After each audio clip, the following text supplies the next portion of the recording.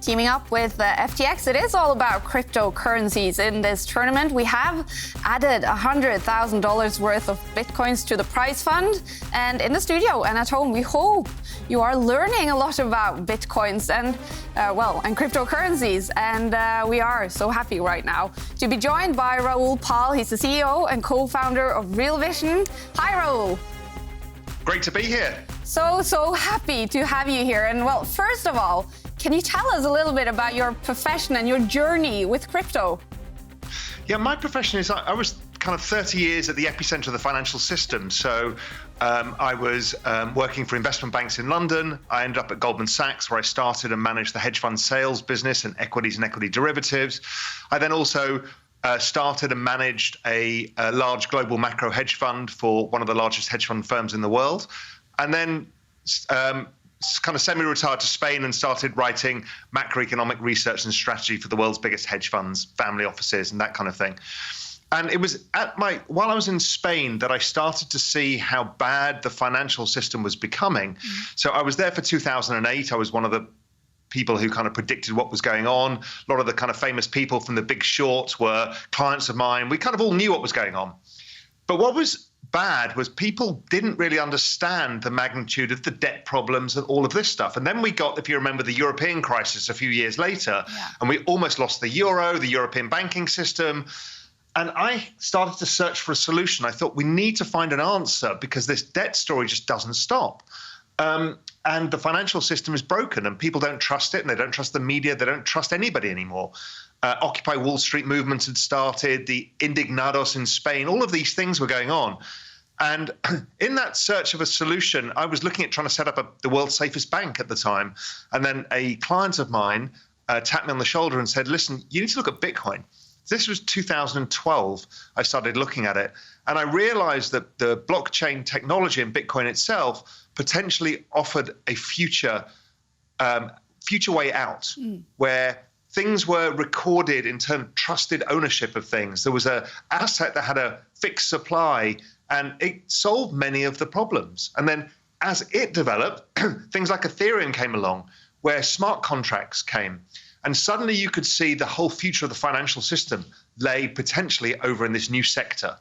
And that became increasingly exciting. I invested Bitcoin first time in 2013, and then I've been involved on and off since then. I didn't hold it all the way. I wish I had, but I bought it in 2013, sold it in 2017 into that big rally, and then I became very, very active once we started to see the next recession, which was March last year. I was waiting for the next big catalyst, and this was it. It was like, okay, again, we're going to test the global economy, the financial system, the printing of money, all of these things, and Bitcoin was going to be one of the answers. And so I went all in at that stage and have remained so since. Wow. Well, so cryptocurrencies, basically, it has a very short history. It's a young product, right? It is, but what's fascinating about it is it's based around network effects. And the value of a network is based on the number of people that are active within the network. They're called nodes. Now, Bitcoin operates the same way, but it's a network of money. So people are very highly incentivized to bring new people into the network and let the network grow. So what is fascinating is if you look at the other great network effect that we had in recent years was the adoption of the internet from 1990 to 2000. Internet adoption in terms of number of people using the internet grew by 63% a year from 1990 to 2000. Cryptocurrencies in their first 10 years are growing at 113%. It's the fastest adoption of any technology in all recorded history. Wow. Well, and we are very excited now because chess is now teaming up with crypto, and it seems to be some ways to compare them, with engines being a super big, important thing, and also, deep analysis being a big thing. How do you feel about chess and crypto teaming up? Look, it's an obvious thing, and I guess that's why Sam Bankman-Fried from FTX is a friend of mine. Is a sponsor of this. Is chess is all about living in the future and looking at the probabilities of outcomes. Right? There's no certainties in chess until you get to the end game. There's no certainties in cryptocurrencies. But what you're trying to do is play the game 5 or 10 steps ahead, which is what the very best chess players do. Anybody who tries to play in the present move is missing the bigger picture of where this is going. And cryptocurrencies are exactly the same, because if we're talking about an adoption of a new system, we need to kind of think where it's going, not what the price is doing today. Much like in chess, you might sacrifice a pawn for a particular strategic advantage. You also understand in crypto markets, we see volatility. And volatility is acceptable if it gives you the reward at the end, which is more adoption and prices rising higher and more use cases. So look, they're very, very similar in how you strategically approach them. Yeah. And on that subject, what future changes do you envisage for cryptocurrencies, especially as it's such a young market? I think it's going to be the biggest change in business models that any of us have ever seen. So forget the finance system. So, you know, we've seen that we've got automated borrowing and lending called DeFi going on, and we've got different types of cryptocurrencies with different attributes, protocols they're called. And that's all okay, but for most of us, that doesn't really kind of touch our lives that much. We can, of course, invest in them. But what's really about to happen is everybody with a community or every business with a community is going to tokenize. We're going to create incentives that aren't driven around the platforms such as Facebook and Google, but in fact driven around the incentives of that community to drive value to that community, and everybody shares in it. This is a huge change. We're also going to tokenize assets, things like real estate. So a hugely expensive apartment in Manhattan, which none of us can afford, we can all have a share of. That's very different.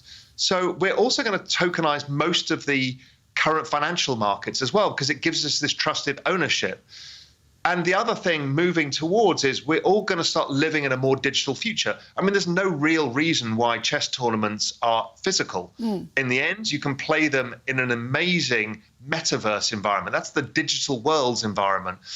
And all of these digital worlds where we're seeing gaming as a massive part of the future is all of those are tied together, tend to be tied together by blockchain technology as well.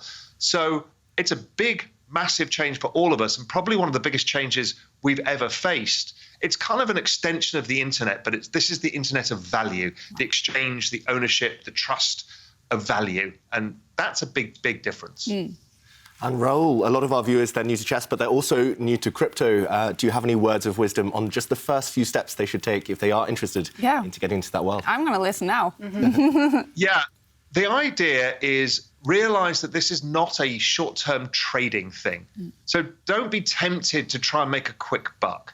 Think of it like the chess game, where you're playing a longer-term game. And the idea here is to slowly invest by, we call it dollar cost averaging. So you buy a bit every week or every month and just keep over time adding more to your trade, so you don't worry if it goes up and down in the short term because you're playing for the big picture. Also, tend to start with Bitcoin and probably Ethereum, because those are the ones you need to get to know first. Those are the big daddies of the space, the important protocols that have the most adoption. After that, you can learn about other areas. But that's how I'd approach it. And, well, finally, Raoul, I mentioned in the FTX Cup, we are giving out $100,000 worth of Bitcoins in prize fund. We started out last Monday with $100,000. What do you think it's going to be when we finish in 8 days from now?